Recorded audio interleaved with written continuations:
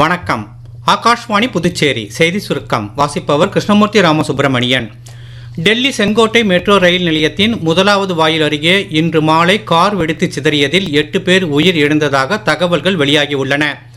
சம்பவம் குறித்து தகவல் கிடைத்தவுடன் 7 தீயணைப்பு வண்டிகள் விரைந்து வந்து தீயை அணைக்கும் பணியில் ஈடுபட்டன. டெல்லி காவல்துறையின் சிறப்பு பிரிவினர் சம்பவ இடத்தை சென்றடைந்து சேதங்களை மதிப்பீடு செய்து வருகின்றனர். டெல்லி முழுவதும் பாதுகாப்பு வலயத்திற்குள் கொண்டு வரப்பட்டுள்ளது.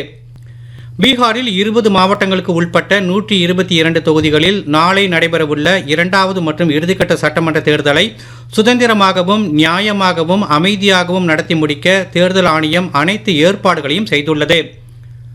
ஹரியானா முதலமைச்சர் திரு நயாப் சிங் சைனி இன்று புதுடெல்லியில் பிரதமர் திரு நரேந்திர மோடியை சந்தித்து பேசினார்.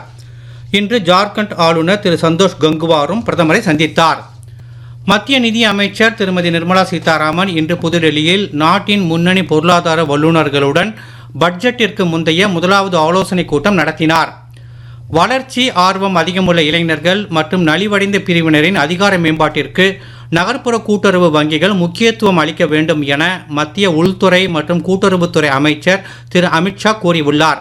இன்று புதுடெல்லியில் நகர்ப்புற கூட்டுறவு கடன் வசதிகள் பற்றிய சர்வதேச மாநாட்டை அவர் தொடக்கி வைத்து உரையாற்றினார். கோஹிமாவில் காமன்வெல்த் நாடாளுமன்றங்களின் சங்கத்தின் 22வது ஆண்டு மாநாட்டின் ஒரு பகுதியாக நாகாலாந்து சட்டமன்றத்தில் ஏற்பாடு செய்யப்பட்டுள்ள மண்டல மாநாட்டை மக்களவைத் தலைவர் திரு ஓம் பிர்லா இன்று தொடக்கி வைத்தார். டிஜிட்டல் ஆயுள் சான்றிதழ் சமர்ப்பிக்க தேவையான உதவிகளை ஓய்வூதியதாரர்களுக்கு வழங்க மத்திய பணியாளர் துறை அமைச்சகம் சென்னையில் உள்ள விமானப்படை கலையரங்கில் நாளை மாபெரும் முகாம் ஒன்றை நடத்தவுள்ளது. இத்துடன் இந்த செய்தி சுருக்கம் நிறைவு பெறுகிறது.